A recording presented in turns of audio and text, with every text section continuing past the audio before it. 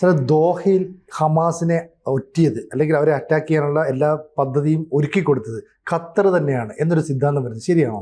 അങ്ങനെ വളരെ വിശ്വസനീയമായ കേന്ദ്രങ്ങളിൽ നിന്ന് വരുന്നുണ്ട്. കാരണം ഈ ഓപ്പറേഷൻ സമ്മിറ്റ് ഓഫ് ഫയർ അല്ലേ, അതെ, എന്നാണ് പേരിട്ടിരുന്നത് ഈ ഓപ്പറേഷന്. അപ്പോൾ ഓപ്പറേഷൻ സമ്മിറ്റ് ഓഫ് ഫയർ എന്ന് പറഞ്ഞാൽ ഈ ഓപ്പറേഷൻ, ദോഹയിൽ നടത്തിയ ഓപ്പറേഷൻ ഇസ്രയേലും അമേരിക്കയും മാത്രമല്ല ഖത്തറും കൂടി അറിഞ്ഞാണ് ചെയ്തിരിക്കുന്നത്. അതാണ് പ്രത്യേകിച്ച് വലിയ ഒരു പ്രതികരണം ഖത്തറിൻ്റെ ഭാഗത്തു നിന്ന് ഉണ്ടായിട്ടില്ല. സാധാരണഗതിയിലുള്ള ഒരു അപലപിക്കൽ ഉണ്ടായി, ശക്തമായ അപലപിക്കലും അല്ല, ദുർബലമായത്. പിന്നെ ഒരു ഉച്ചകോടി ഞായറാഴ്ച ചേരാൻ പോകുന്നു, ഇത്രയൊക്കെയല്ലേ ഉള്ളൂ. അപ്പോൾ പിന്നിൽ നിന്ന് ഖത്തർ ഹമാസിനെ കുത്തി എന്നാണ് സിദ്ധാന്തം. 2 വർഷമായിട്ട് ഖത്തർ ഇസ്രയേൽ റഡാറിലുണ്ട്. ഖത്തർ ഇസ്രയേലിന്റെ റഡാറിലുണ്ട്. 2012 മുതലാണ് ദോഹയിലെ ഓഫീസ് ഹമാസിന് തുറന്നു കൊടുക്കുന്നത്. അത് അമേരിക്ക പറഞ്ഞിട്ടാണ് ഖത്തർ ഒരു പരോക്ഷമായി ഒരു ചാനൽ ഹമാസുമായിട്ട് അമേരിക്ക തുറന്നതിന്റെ ഭാഗമായിട്ട് ദോഹയിൽ ഖത്തറിൽ ഓഫീസ് കൊടുക്കുന്നതാണ്. അപ്പോൾ ഇസ്മായിൽ ഹാനിയെ തീർത്തത് നമുക്കറിയാവുന്നതുപോലെ ഹമാസിന്റെ വിദേശത്തെ രാഷ്ട്രീയ മേധാവിയായിരുന്നു ഇസ്മായിൽ ഹാനിയെ. ഖത്തറില് അല്ല തീർത്തത് ഇസ്രയേല്. കാരണം ഖത്തറിനെ ആക്രമിക്കണ്ടെന്ന് വെച്ചിട്ടാണല്ലോ. വേറൊരു രാജ്യത്ത് വേണ്ട, ഇറാനിൽ വെച്ചിട്ടാണ് തീർത്തത്. ഇറാനിലെ ഗസ്റ്റ് ഹൗസില് പെസഷ്ക്യാൻ പ്രസിഡന്റ്, ഇറാൻ പ്രസിഡന്റിന്റെ സത്യപ്രതിജ്ഞയ്ക്ക് ഹാനിയെ പോയപ്പോഴാണ് ചെയ്തത്. അന്നും ഖത്തറിനെ തൊട്ടില്ല ഇസ്രയേല്. കാരണം അന്ന് മധ്യസ്ഥ ചർച്ചകൾ നടക്കുന്നുണ്ട്. ഖത്തറിൽ പല വർഷങ്ങളായിട്ട് ഹാനിയെയും ഈ ഹമാസിന്റെ നേതൃത്വം മുഴുവൻ വിദേശത്താണല്ലോ താമസിക്കുന്നത്. വലിയ 20,000 കോടിയൊക്കെ പലരുടെയും കയ്യിലുണ്ടെന്നാണ് പറയുന്നത്. ആഡംബര ബംഗ്ലാവുകളൊക്കെ ഉണ്ട് ഈ ഹമാസിന്റെ നേതാക്കൾക്ക്. അപ്പോൾ മധ്യസ്ഥത വഹിക്കുന്നുണ്ട് ഖത്തർ. ഖത്തറിനാണെങ്കിൽ ഒരുപാട് സമ്പന്നമായ രാജ്യമാണ്. അപ്പോൾ അതുകൊണ്ട് അന്ന് ഇസ്രയേൽ ചെയ്തില്ല. ഇപ്പം 3 തിയറികൾ പ്രചാരത്തിൽ വന്നിട്ടുണ്ട്. ഒന്ന്, ഹമാസ് ഖത്തറിന് തലവേദനയായി. ജനുവരിയിൽ താൽക്കാലിക വെടിനിർത്തൽ പ്രഖ്യാപിച്ചതാണ് ഹമാസും ഇസ്രയേലും തമ്മിൽ. ഖത്തറാണ് മധ്യസ്ഥത വഹിച്ചത്. ചില ബന്ദികളെ വിട്ടയച്ചു. പക്ഷെ ചർച്ചകൾ ഇസ്രയേൽ കുറെ തടവുകാരെയും വിട്ടു. പക്ഷെ ഒരിടത്തും എത്തിയില്ല. ഒരു പൂർണ്ണ പരിഹാരത്തിലേക്ക്, സമാധാനത്തിലേക്ക് ഇത് പോയില്ല. അപ്പോൾ അമേരിക്കയിൽ ഉള്ള ഒരു എഴുത്തുകാരൻ മൊസാബ് ഹസൻ യൂസഫ് ഈ മേഖല മുഴുവൻ പഠിച്ച് പുസ്തകങ്ങളൊക്കെ എഴുതുന്ന ആളാണ്. മൊസാബ് ഹസൻ യൂസഫ് പറയുന്നത് ഖത്തറിന് ഇത് എങ്ങും എത്താത്തതിൽ നിരാശ ഉണ്ടായിട്ടുണ്ട്. അപ്പൊ ഖത്തർ ഈ മൊത്തം സമാധാന ശ്രമങ്ങൾ ഈ ഹമാസ് തടയുന്നത് കൊണ്ട് ഖത്തർ ഒരു തോൽവിയാണ് എന്നുള്ള അവസ്ഥ ആഗോളതലത്തിൽ വരുന്നു. അപ്പൊ ഹമാസ് ഒരു ബാധ്യതയായിട്ട് തീർന്നു ഖത്തറിന്. അപ്പൊ അതുകൊണ്ട് ഖത്തറും കൂടി അറിഞ്ഞിട്ട് ഇത് ചെയ്തതാണ്. ഈ മാസം ആദ്യം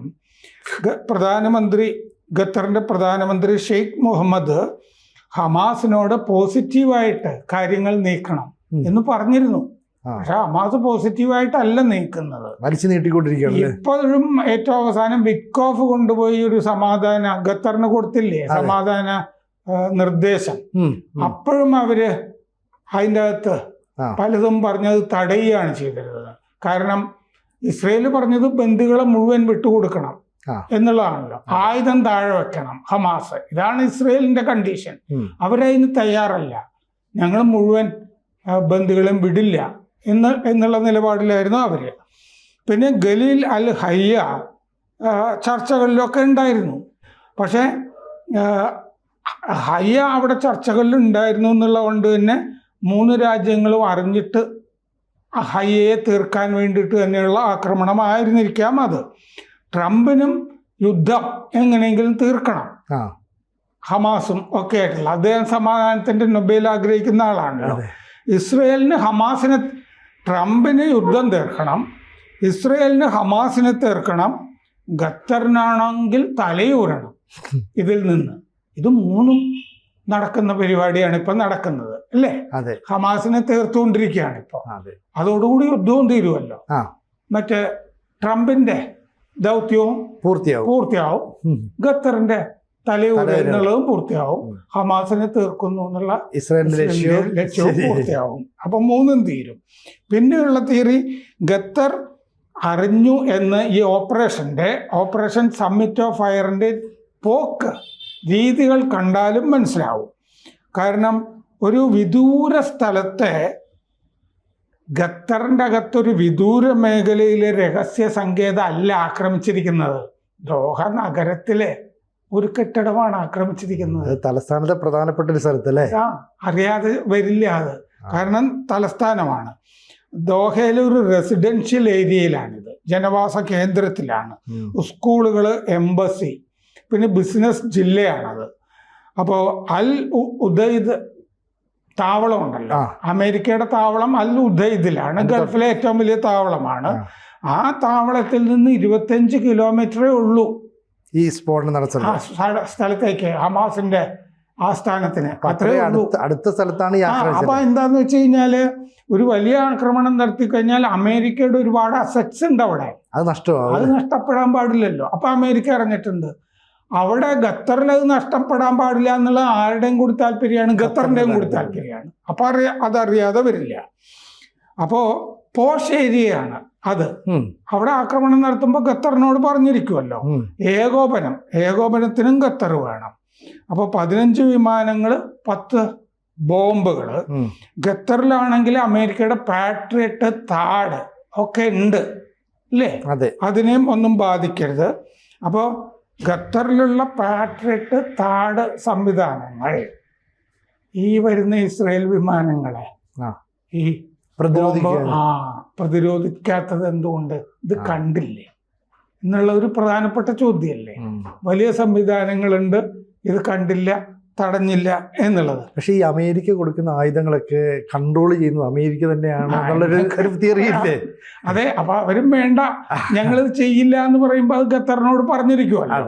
അപ്പൊ ഖത്തർ ആകെ പറയുന്നത് റഡാറിൽ ഇത് തെളിഞ്ഞില്ല, അതായത് ഇത്രയും വിമാനങ്ങൾ വരുന്നത് തെളിഞ്ഞില്ല, അതല്ലേ? തെളിഞ്ഞില്ല എന്ന് മാത്രമേ പറഞ്ഞുള്ളൂ. മാസങ്ങൾ നീണ്ട തയ്യാറെടുപ്പുണ്ട് ഇതിന്. 2000 കിലോമീറ്റർ യാത്ര ചെയ്തിട്ടുണ്ട് വിമാനങ്ങൾ. സൗദി, ജോർദാൻ, അതിൻ്റെയൊക്കെ മുകളിൽ കൂടിയാണ്, അവരറിയാതെയല്ലോ വന്നിട്ടുള്ളത്. പിന്നെ ഈ മറ്റേ വാൾ സ്ട്രീറ്റ് ജേണൽ പറഞ്ഞിട്ടുണ്ട്, തുർക്കിയും ഈജിപ്തും ഹമാസിനെ വാൺ ചെയ്തിരുന്നു, ഹമാസിന് മുന്നറിയിപ്പ് കൊടുത്തിരുന്നു ഇങ്ങനൊരു നീക്കത്തിനെ പറ്റി എന്ന് വാൾ സ്ട്രീറ്റ് ജേണലിൽ എഴുതിയിട്ടുണ്ട്.